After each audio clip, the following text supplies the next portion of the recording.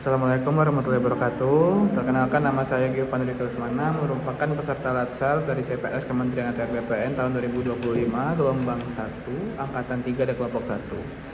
Untuk video learning journal pada hari ini, saya mengawali kegiatan pada hari ini dengan melaksanakan tugas asinkronus terlebih dahulu, tugas mandiri, kemudian sambil saya mengguyur tugas tersebut, dilanjutkan kembali dengan e-learning sinkronus dengan Pak Arwin Baso pada pukul 9.45 sampai dengan jam 11.15. Interaksi dan diskusi berlangsung sangat menyenangkan dikarenakan Bapak juga banyak memberikan feedback, pertanyaan, dan interaksi berlangsung secara dua arah.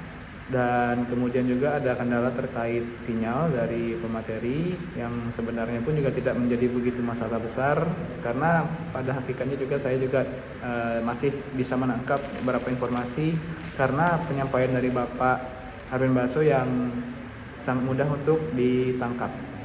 Kemudian untuk beberapa hal yang saya tanggapi dari materi yang sangat saya pahami, yaitu ada yang namanya di manajemen AS tersebut kotak manajemen talenta yang merupakan lampiran dari Permenpan RB.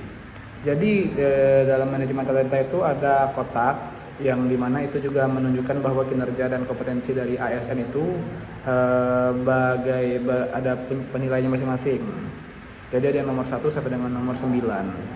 Nah, dari ini bisa kita lihat ketika kotak manajemen talenta ini ada juga yang namanya caranya untuk rekomendasi perlakuan. Jadi ketika kita mendapat nilai di nilai 1 atau nilai 2, nilai 3, kita juga bisa meningkatkan kinerja kita dengan cara rekomendasi perlakuan tadi yang juga ada kita bisa lihat di lampiran Permenpan RB.